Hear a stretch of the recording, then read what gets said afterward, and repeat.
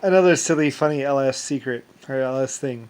You'll find out that I was basically the creator of the two-sided wrench and the two-sided bolt.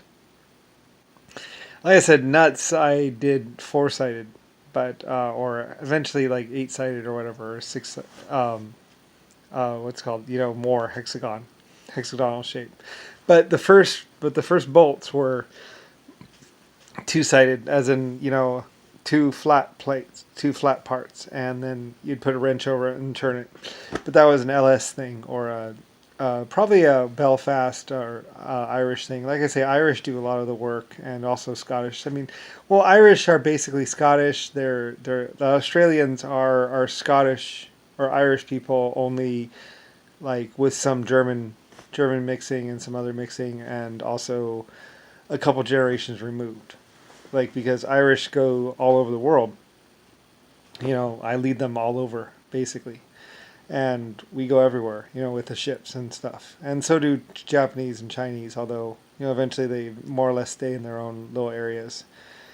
As the black plague or whatever, brown plague, pretty much, which is pretty much like I say. That's why brown is actually he is his name basically means sewer, pretty much. The brown name becomes sewer. It's like sewage because you know, like I say, some of the things he did, like in Belfast, he opened up a public toilet, and for the black people, and it basically went right into the water supply for the Irish city and the German city.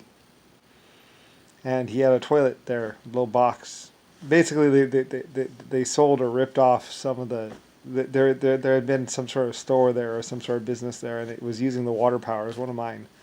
And he moved in and started doing his own little, like, this is the black area or the brown area, and he did like the brown area in Belfast somewhere, and basically it was one of the shops where they were buying up shops, and basically they were just forcing people to sell out, or whatever, or leave, or they would kill the husband and the wife would run off, or whatever. They'd rape the wife in something. Anyway, though, they ripped off the impeller equipment and then basically put a big seat. And then Mr. Brown had all his people going in there, all his black people going in there, basically using that toilet. And it went right into the water supply for the town. And then, like I said, at my power station, the crabs and the fish started climbing up into the works and into the big. There's a big silt pool in there where or a big pool in there where the water would be stored every day for the textiles and the other businesses. The big my big because I had a big business in there. I had a big sawmill and a big textile mill in there down there, and so I had this big tank that would get all the water and it would build up. Anyway, like 6 months goes by, and people are getting sick in the town, and then like I say, one day the textile runs out of water. I was like, what do you mean that tank's three like 60,000 gallon tank. That's a 60,000 gallon tank.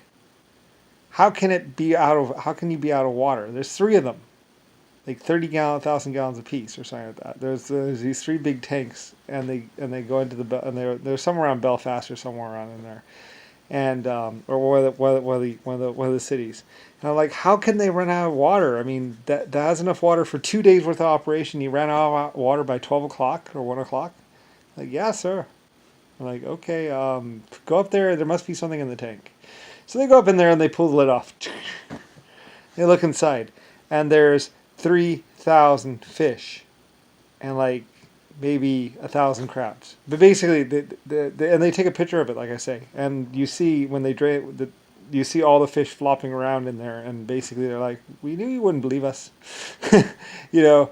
But and basically, when Mr. Brown put in his public toilet over there, or his toilet for the brown people, he basically just ripped off that thing and was pooping in there, and so the water was going into these big tanks, and so the fish climbed all the way up the waterworks, and the crabs climbed all the way after them, and because crab eat fish too, so anyway, so the fish would stay around the top of the tank, and the crabs were living on the bottom of the tank, and basically there's a crab farm in there, basically, and it's and nobody had known about it because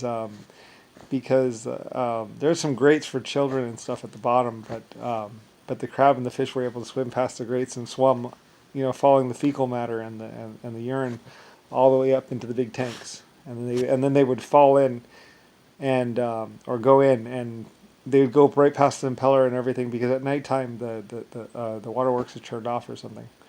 I think there's a bypass. I think there's a bypass or something like that for overflow. I think that's what it was. There's a bypass. Anyway, they swam out the bypass or something, and they got in there. And there's a picture of it, and there's a picture of the tank and them taking it apart and seeing and looking at all the fish.